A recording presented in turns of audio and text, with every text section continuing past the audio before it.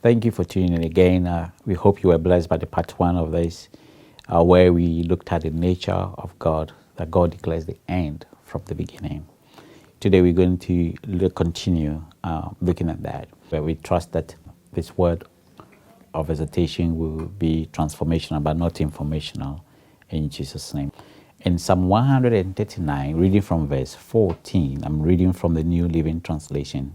It says, "Thank you for making me so wonderfully complex. Your workmanship is marvelous. How well I know it.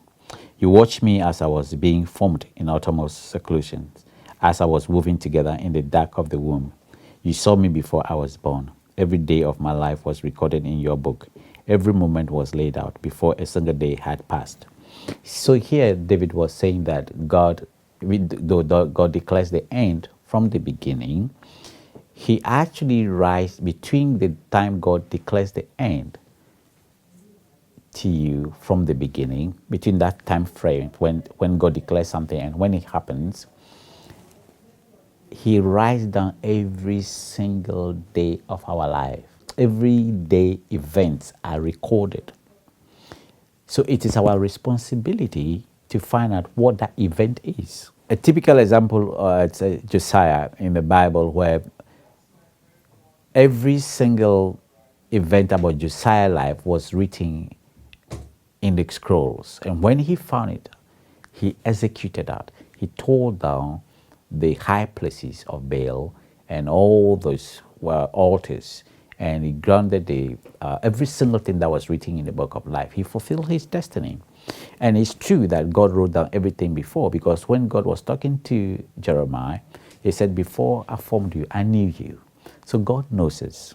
Now, the things we go through in life, between when God tells you what He's going to do with you and when it happens, may just be a stepping stone. He told the children of Israel, actually, it's never meant to kill us. He told the children of Israel that I took you through, in Deuteronomy chapter 8, that I took you through all of this to test you, to humble you, so that to do you good at the latter end. So the end result is actually to benefit us. We look at the children, we look at people like Gideon in pursuing command, God's thing. In Judges 8, verse 4, Gideon was very weary. They were tired. His men were exhausted.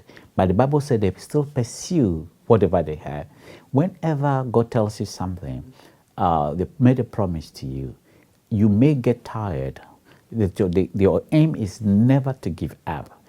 God's aim is for you to pursue, even in the midst of the fatigue. Some translations say they were fainting, yet pursue the enemy.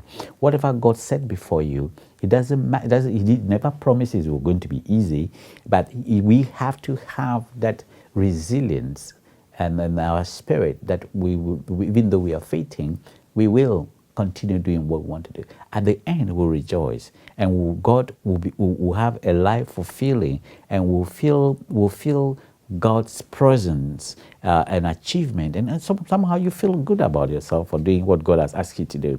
Now, my greatest desire, and my greatest desire for everyone, and God's greatest desire, is to be like what was said of David. He said, after he served his generation, according to the will of God, he died. My challenge to you is this: what is God's agenda for your life?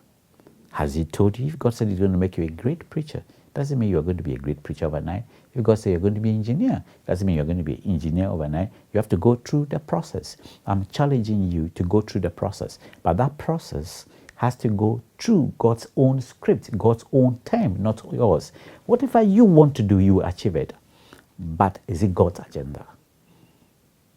My prayer for you today and for us is that all of us would live our life according to the will of God, so that we can have a fulfilled life.